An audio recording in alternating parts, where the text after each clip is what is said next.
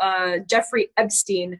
Last year you described Isabel Maxwell as Israel's backdoor into Silicon Valley. Isabel Maxwell is, of course, reported about her, the daughter of media baron and Israeli super spy Robert Maxwell, and the sister of the notorious sex offender Ghislaine Maxwell.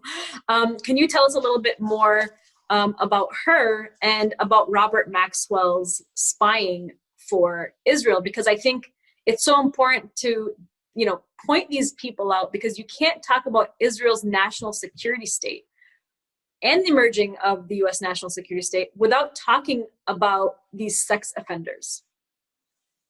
Right. So in the case of Robert Maxwell, what happened there with the Promise software scandal is that he was picked by the head of the now defunct Israeli intelligence agency, Lakim.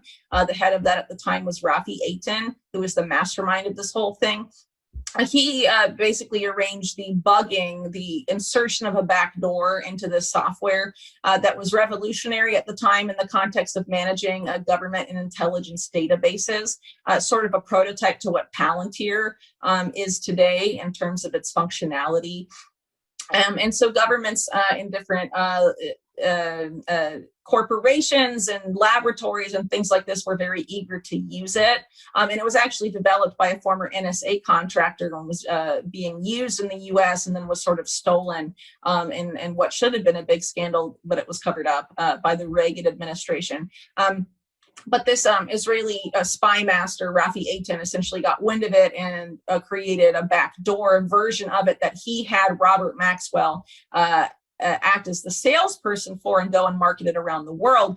To do that, Robert Maxwell created several front companies to do this. And the one he used in the US to sell it specifically to Los Alamos National Laboratories and some of these highly classified US laboratories, so Israel could spy on U.S. scientific and technology research with a focus specifically on the nuclear program. Both Isabel Maxwell and Christine Maxwell, his daughters, worked there, including in leadership positions. So they were actively involved in this front company. At the time that scandal was taking place, which is pretty significant.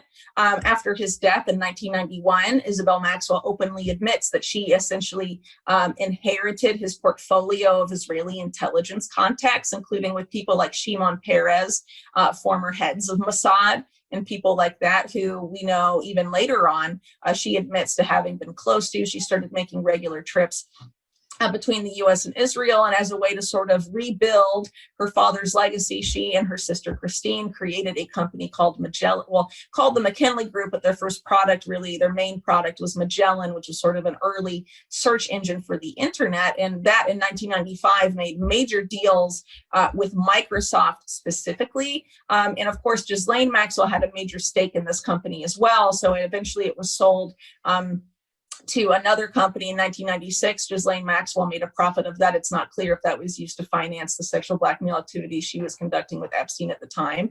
But Isabel Maxwell was vice president of that company and was directly responsible for establishing relationships between that company and large tech companies to get them to use Magellan's services.